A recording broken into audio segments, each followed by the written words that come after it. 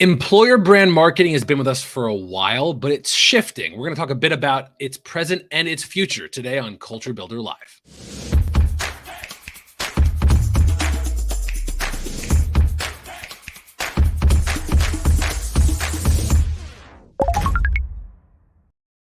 Hey, I'm Chris Wink. I am the CEO and co-founder of Technically, the news organization with a community of technologists and professionals. Employer brand marketing.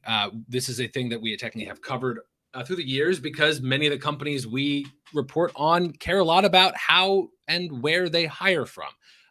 This category, though, is wonky and is getting its own time in the sun. So we wanted to talk to someone who's thought a lot about it. Today, I'm joined by Stefan Frank. He's the newly promoted talent brand director over at Comcast, NBCUniversal. Stefan, thanks for being here. Thanks, Chris. Happy to be here. Indeed. Let's dig into this. So employer brand marketing, this is a phrase that started in like wonky terms in a lot of HR circles. I think that it's becoming a lot more commonplace for other entrepreneurs and operators as a general sense of things. But start me off, just give me the basics. How are you defining employer brand marketing when you talk about your own work? Yeah, I think it's actually pretty simple. If you think about consumer marketing as the value proposition of a product, service, or experience that enriches your life, employer brand marketing is really about how we enrich you and your life as a professional, how to grow and sustain your career. All right, so then let's go to how it actually fits into one's strategy. It's certainly something I hear a ton. Does it mean I just write a blog post about how neat my company culture is and everyone will apply for me? Talk to me about how employer brand marketing fits into what you think of as recruiting or team building. Yeah, I mean, I think it's a few different things. For some, it could just be awareness, right? That your brand even exists, that your company exists, and that you're hiring first and foremost. And so beyond that point, it could be consideration. So what other companies are you looking at and what makes you special or unique? And then as you get sort of further down in the process, really talk to me about the value proposition. If I decide to come work for you, what's that experience going to be like? And how will my life be better as a result? I think of this a lot like a sales funnel. And I think it's strange we don't think about that a lot, that we've so advanced what a sales funnel looks like to us. We think of traditional content marketing now as this very logical, you have to build that awareness stage. It might lead you to some direct leads, but it's also a broader brand that you might be able to move to engaged member to eventually convert.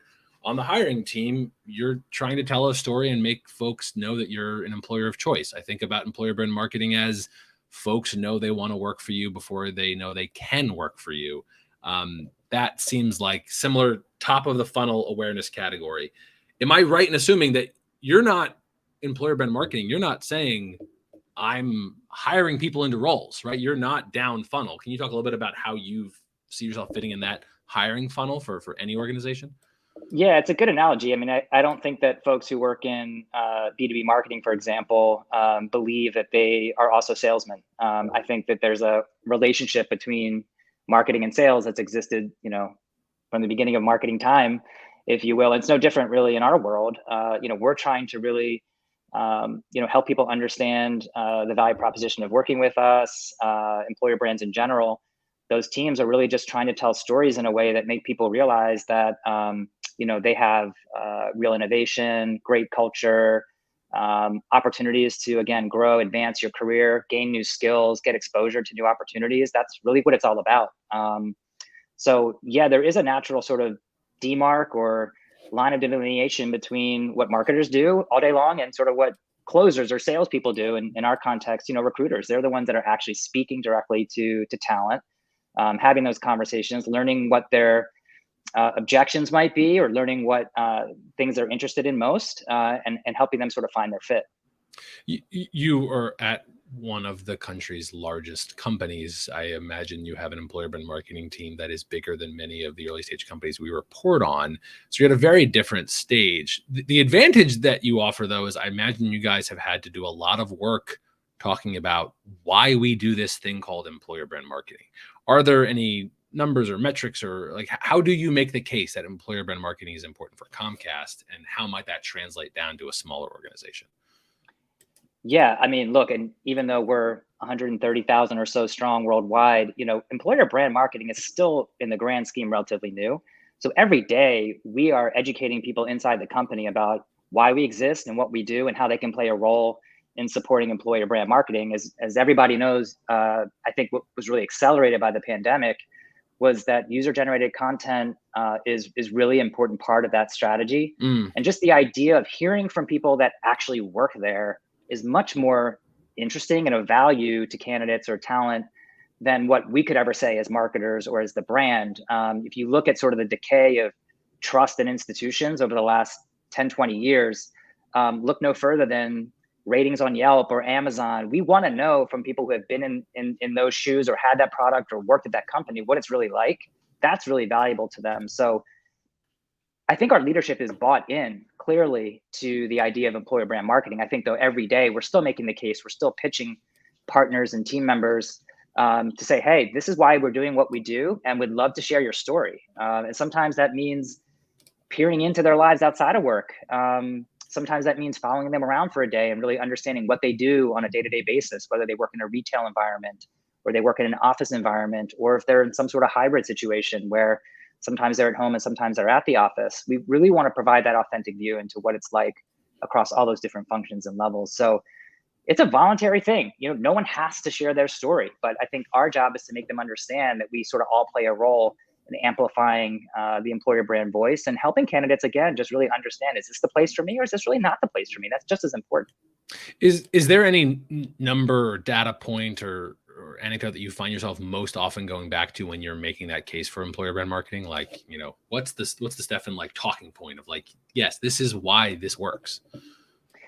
I mean, it's a few different things. And like anything else, there's some qualitative feedback and some quantitative feedback. I think the thing that really makes me most happy and is most gratifying is when, for example, in an interview process, a candidate will tell the recruiter, hey, I watched this video, or I saw that blog, or it really sort of spoke to me. It resonated with me. They can see themselves in the role. They can see themselves working here. There's sort of that natural connection to the story we're telling. That's really gold for us because that just validates everything we're doing and helps us understand the stuff that's moving the needle, the things they're paying attention to, the things they reference. On the quantitative side, I mean, we do things like candidate NPS. So we're asking candidates about their experience, how they heard about us. Net promoter score, right? So yeah, exactly. Right. Yep. So again, taking an analog from the consumer side, Xfinity, the brand, has been doing customer NPS for quite a while, and it's really revolutionized our customer service capability. And I think turning that in on employees and also candidates just really gives us another data point and validation again to say this is what's working, or here's some really good feedback, some constructive feedback we can use to make that experience better. And I mean, honestly, I can say just from 15 years of being adjacent to you guys, I can remember some of that stance, particularly on the employer experience side. You guys making this lane of like, this is the employee journey that we're paying a lot of attention to. We're interested in how that's ranked, and it's complementary, but it's something very different than the customer journey, and that's for me something that most companies can take a lesson from. That there is a sales journey that you have to care a lot about. But over here, we're also interested in the hiring journey. Of course, they relate because that's what an overall brand looks like. But you have to pay attention to that employee experience or the hiring journey. You touched on storytelling a bit, so I'd love to hit on that. I've known you for years in a lot of different contexts, and I do know one through line of your career arc has been you've interested in storytelling. So as you got deeper into employer brand marketing, that I remember being like, oh, that actually makes a lot of sense. This is a man who I've known has always been interested in storytelling. Just tell me a little bit about, like, storytelling does not sound efficient. It doesn't sound like it's this tool that would show up in really effective corporate strategy, but it keeps showing up.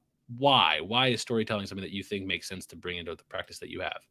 I mean, stories are as old as time, whether they're cave paintings or, feature films, plays. I just think there's a natural tendency for human beings to gravitate towards stories. We love it, whether it's, an oral tradition or marketing. I just think that we all can appreciate and understand stories. And so it is challenging because a company of our size in particular, and the types of roles we offer, really, there are so many. It's challenging to get around to all of those different functions and stories so that we can be marketing that to every single type of candidate. So we really sort of step back and look at it more along sort of our value proposition. Like, what are the key pillars? What are the things that really differentiate us from the rest of the pack, or things we think are important proof points as candidates are considering their journey and where they might want to work in the future?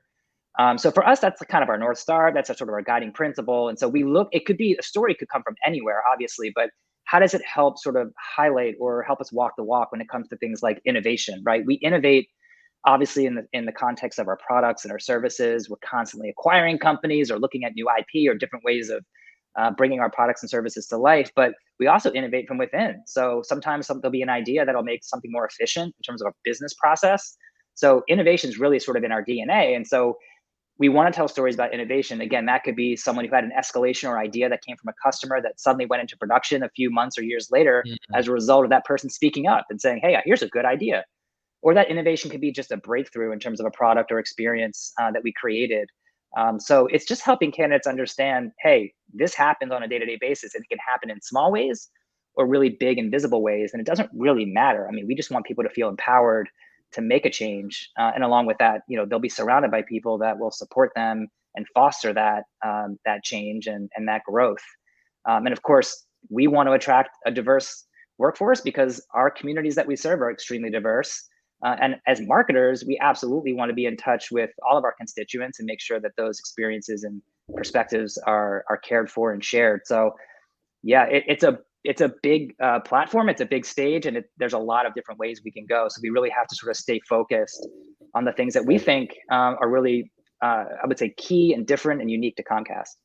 Well, at this point in the last decade or so, I've seen these numbers recently. An overwhelming majority of larger publicly traded companies have some degree of investment in employee brand marketing. This has moved from like kind of experimental thing into like, yes, of course, this is part of your top of funnel hiring strategy.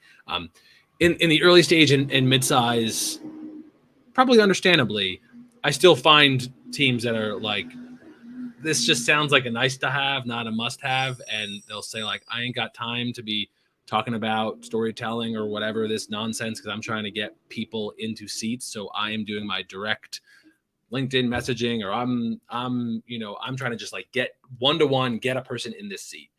If you're at a party, you're talking to someone who thinks like your job sounds neat, but there's no way this is something that I would prioritize. I assume you'd push back. Maybe challenge me if not. But if you were to push back, what might be your argument against that?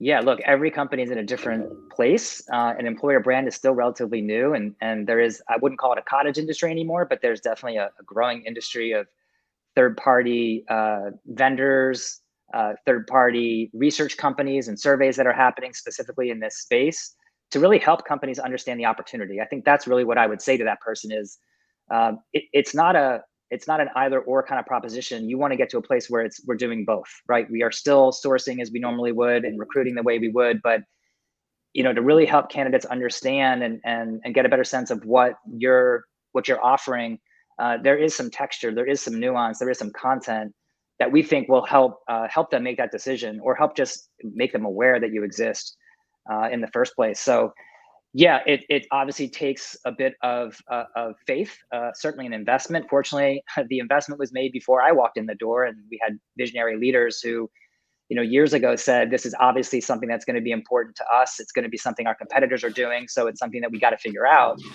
So now really the question for us is, where do we take it from here, right? But for those who are sort of just getting into the space or having trouble sort of convincing leadership that it's required, I think some of the things that tend to work in other roles that I've worked in other companies is, what's the competition doing? Everyone wants to win from a business perspective. So if your competitors are doing it and there's attrition or you're losing talent to other companies that obviously have invested in this area, it may be time to think about doing that yourselves. And you don't necessarily have to do it alone. Again, there are plenty of partner organizations out there, big and small, that can really sort of help build your strategy and your mission and that value proposition. Because I think that's really where it starts, is talking to your employees, understanding why they chose Comcast or why they chose your company and why do they stay. I think candidates love to hear that because, again, they can sort of envision what the future looks like. It's not just, hey, come join us and leave in 6 months or a year. We want you to stay. We want you to grow. We want you to find new opportunities within your organization. I think that's, from a retention strategy, extremely important. I think candidates, again, they're looking for careers. They're not necessarily looking for a transaction and a job and the next paycheck, although in some cases that might be true. I think in general, if companies are invested in employer brand, they're really thinking about the long term. I lose you here in a second. So a couple of last points that I know come up in conversations I have. What do folks do in employer brand marketing around inevitable employee criticism? If you're a big enough organization, you're always going to have a current or a former employee who will be on the same platform, social or otherwise, countering, negating, challenging an employer brand. Any tips of the trade that you found or recommend other folks who confront that? Yeah, I mean, I guess my response to that would be that I don't necessarily look at employer brand or marketing as sort of being necessarily responsible for solving workplace issues, whether they're Sure. HR issues or something that happened in an interview process. But obviously, a lot of times the employer brand marketing team or another communications group might be on those front lines, monitoring social, looking at comments on third-party sites like Glassdoor or Indeed. So it could be more of like a triage situation where they're getting that feedback, but they're not necessarily in a position to respond. It's more about escalating that to the appropriate team or group to sort of solve that issue or confront that issue and speak directly to the candidate or to the employee. But as marketers, it's obviously critical to be in touch with the things that are going well, and again, things where we can maybe improve the experience. And I think that's obviously very helpful to us so that we don't appear to be overselling or tone deaf. It's really helpful to have our ears to the ground and know that. But I don't think at the end of the day, employer brand is necessarily responsible for addressing those concerns. I think a lot of times they extend well beyond sort of our scope. Right. I think your front lines is well said. You can listen to this. You can see this as a front lines. Why don't you drop a link below? We've done some writing about those, how to handle those moments. Last word, Stefan, just what's something that you're looking out at employer brand marketing, the inevitable, what's the future of, or what's a conversation right now that's changing for you in your practice? Well, I think what's ever changing and evolving are platforms and channels where these kinds of conversations are happening, where candidates are doing their research, where they're talking to one another. Some of those are public and some of them are private. So I think for us, it's really trying to stay ahead of the curve and understand where candidates are getting their information from, where can we show up and where can we join that conversation, or where does it not make sense? Where is it creepy to be in that venue? But just making sure that as these channels and these different venues or formats evolve, that we apply those same storytelling best practices in a way that's sort of native and germane to the channel. And that's the biggest challenge, is continuing to stay ahead, because this is such a growing space. Technology and social and digital is just rapidly evolving. So, for us, we can't just sit on our laurels and expect Instagram and Facebook, to solve all of our problems. We know things like the metaverse are coming and virtual reality is here.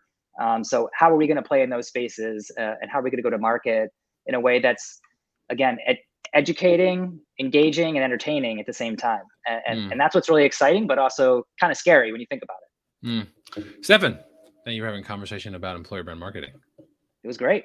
Good to catch up with you as always. Yeah, indeed. Always. We'll make sure to drop links to some of Stefan's work and broader reporting on employer brand marketing trends. That's this week's conversations for Culture Builder Live. We'll see you next week.